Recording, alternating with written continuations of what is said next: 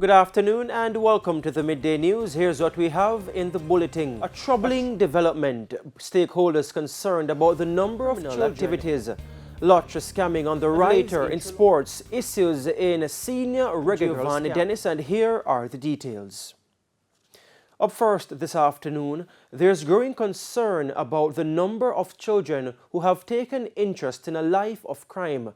Both the police and the children's advocate are insisting that this is a troubling development. O'Shane Masters has the details.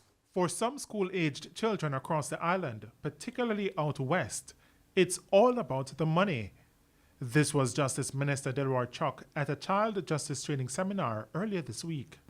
When you hear that you can't find 30,000 children who are not attending schools, what has happened?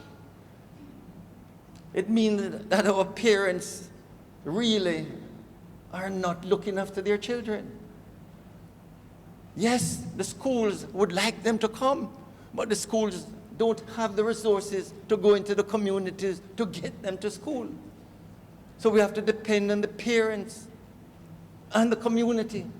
The issue is not new, but was brought into sharp focus following the resumption of face-to-face classes and the revelation that some students are involved in the illicit activities.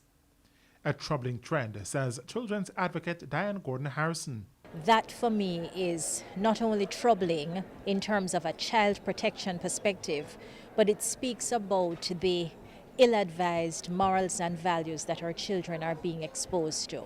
For me, the essence of a scammer is somebody who is dishonest, who is a cheat, and who is a fraud. And so if you're aspiring to that as a child, it means that something is happening within the socialization of that particular child, whether in the home or the community. Hundreds remain unaccounted for, while other students have made it clear they have no intention of returning to school. In the midst of it all, concerns that active gang members are those who've returned. Assistant Commissioner Clifford Chambers is the head of the Area 1 Police. We have over 152 school resource officers.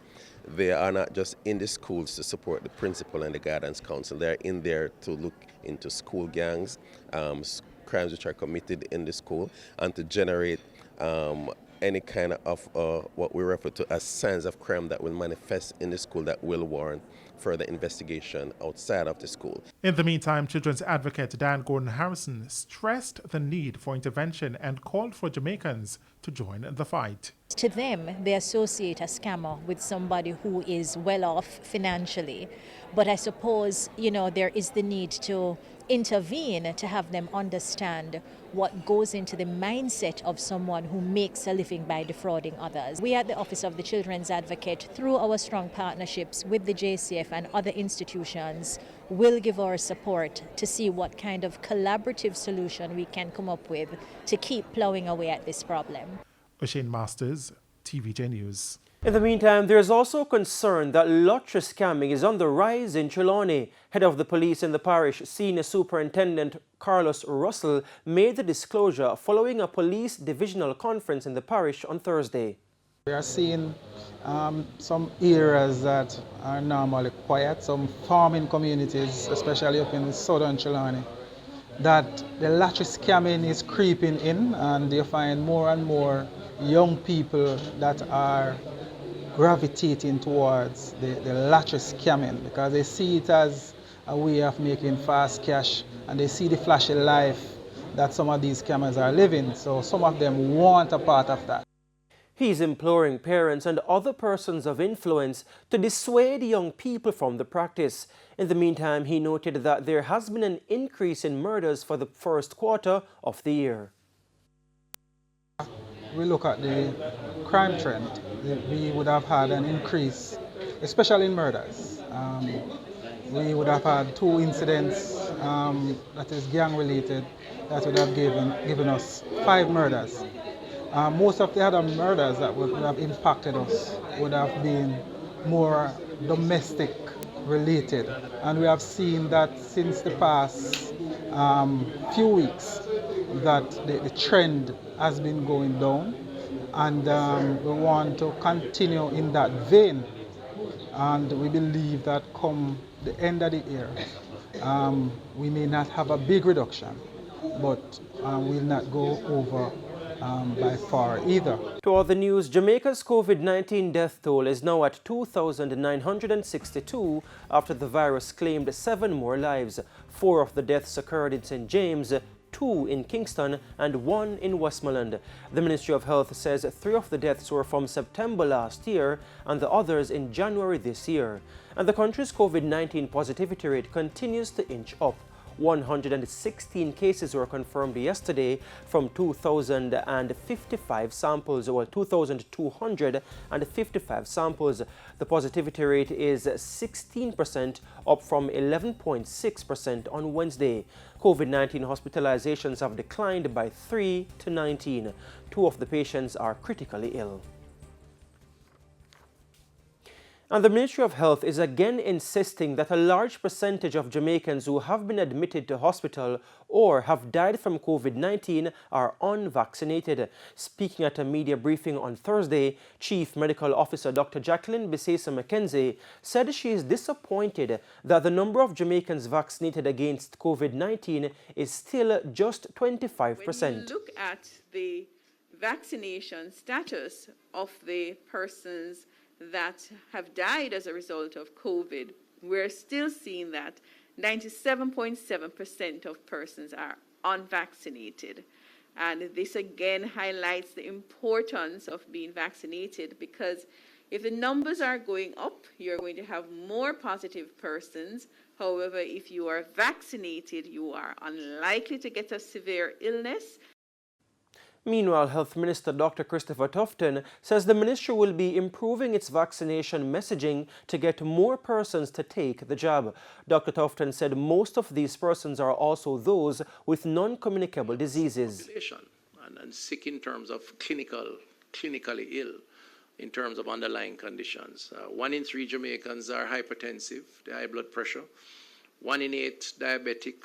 1 in 2 obese or overweight, increasing their risk of developing a lifestyle or non-communicable disease. Those are the realities, not an opinion. And as a consequence, it is reflected in the rate of death from persons who have had COVID. The majority of those persons, as I like to say, because it is a truism.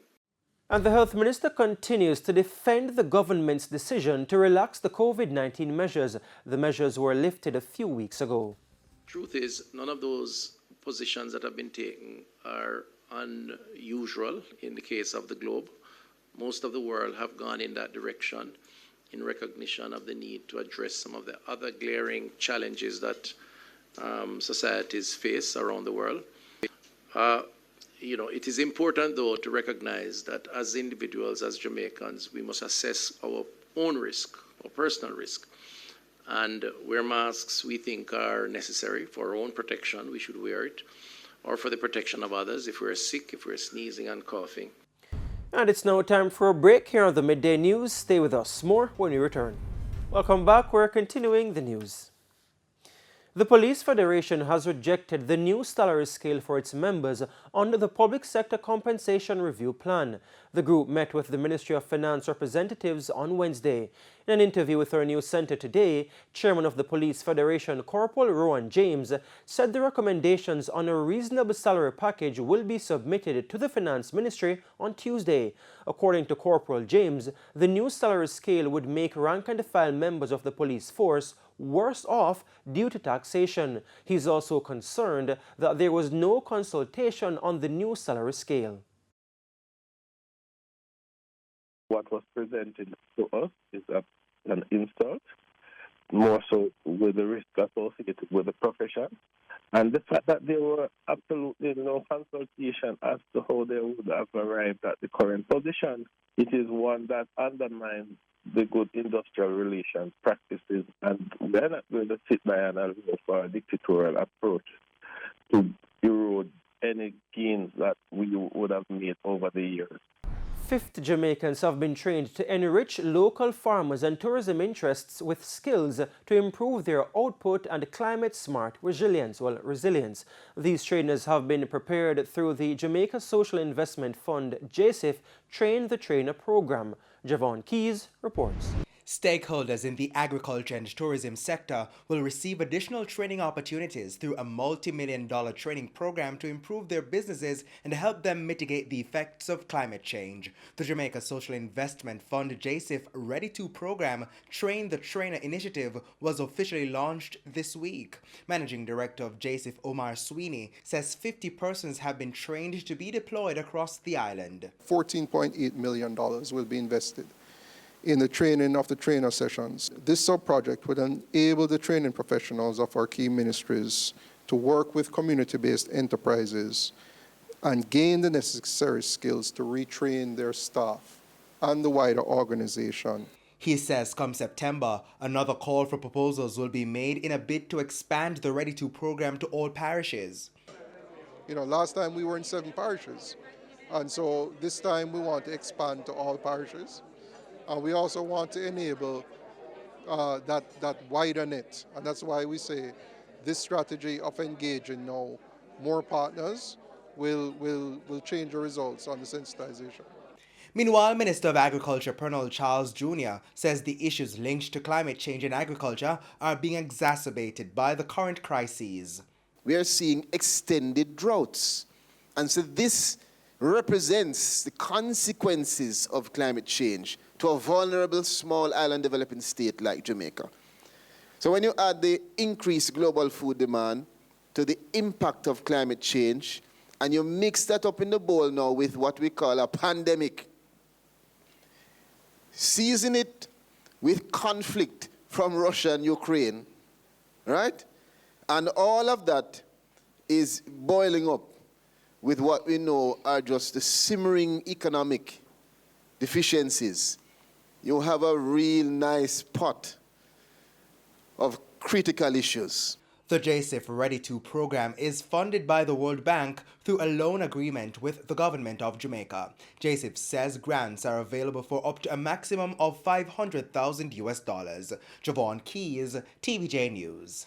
Councillor for the Vineyard Town Division, Andrew Swaby, is calling for an audit committee to be established at the Kingston and St. Andrew Municipal Corporation to strengthen accountability and transparency.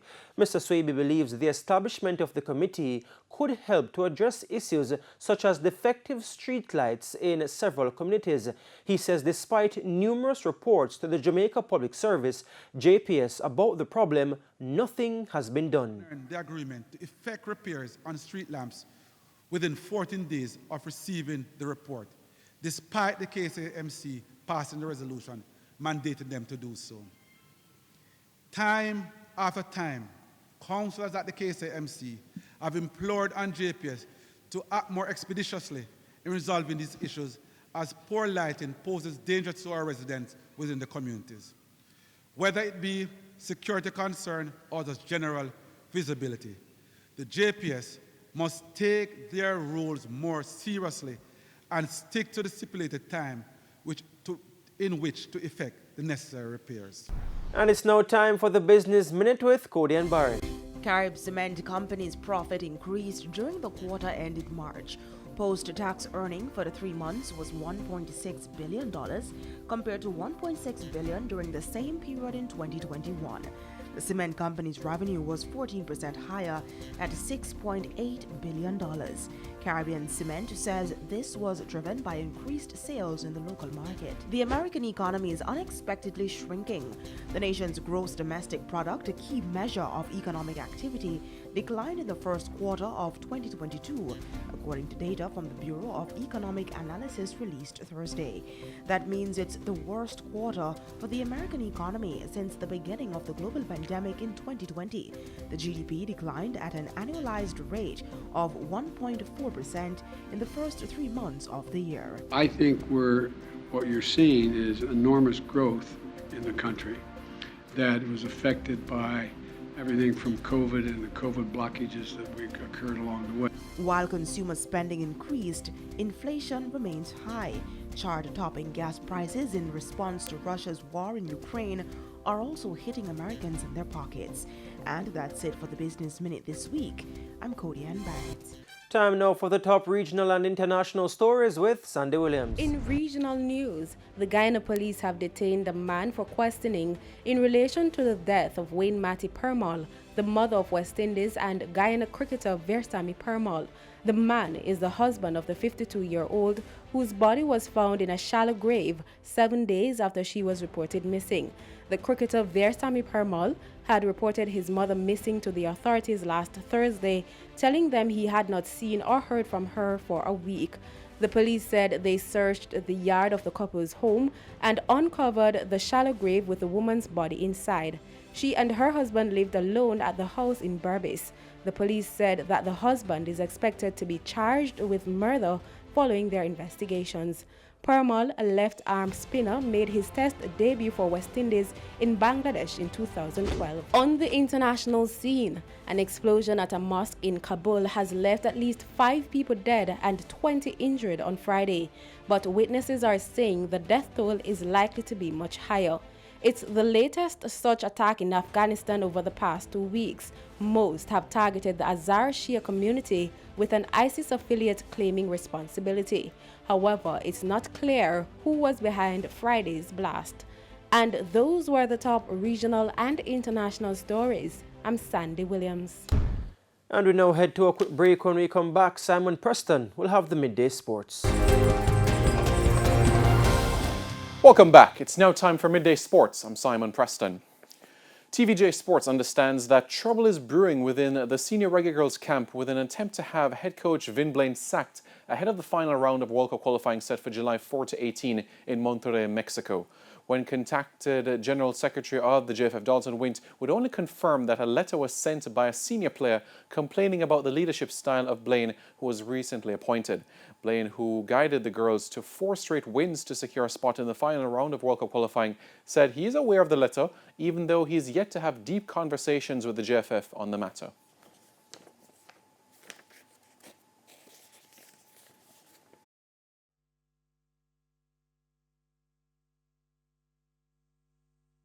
I have no doubt that it was written. I think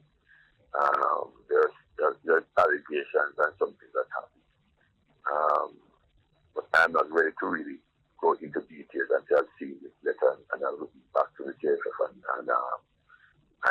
discuss it in length. And I will definitely will have to come out and see what was said and the different areas that I should address. Come out in public and make any comment. The Reggae Girls have been drawn in Group A of the final round of qualifying against hosts Mexico, USA and Haiti. The top 2 teams from each group will qualify for the FIFA Women's World Cup in Australia and New Zealand next year, while the third-place teams will head to the Intercontinental Playoffs.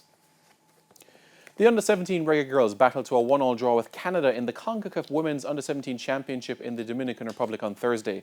Natoya Atkinson gave Jamaica the lead in the 28th minute before Renee Watson equalised in the 50th minute. With this result, the Jamaicans ended second in their group and will face Cuba in the round of 16 on Sunday. This is the first time that Jamaica is advancing to the knockout stages of a CONCACAF Under-17 Championship since 2013. Further afield now, Manchester United interim manager Ralph Rangnick has been named head coach of the Austria national team. Rangnick will still take on the consultancy role with United as planned at the end of the season. The 63-year-old German has signed a 2-year deal with Austria and will join up with them after the Premier League season ends in May. United have won 10 of their 25 games in all competitions since Rangnick replaced the sacked Ole Gunnar Solskjaer in November. United are 6th in the table, 5 points behind 4th place Arsenal with 3 games remaining. Ajax boss Erik ten Hag will take over in the summer, becoming United's 5th permanent manager since Sir Alex Ferguson's retirement in 2013. To the States we go now, as Jamaican high school athletes have secured 4 titles so far on day 2 of the Penn Relays at the University of Pennsylvania's Franklin Field Stadium in the USA. World Under-20 silver medalist Jaden Hibbert registered 15.95 meters to win the high school boys' triple jump. Dejourney Raymond of Stets cleared 2.05 meters to secure victory in the boys' high jump.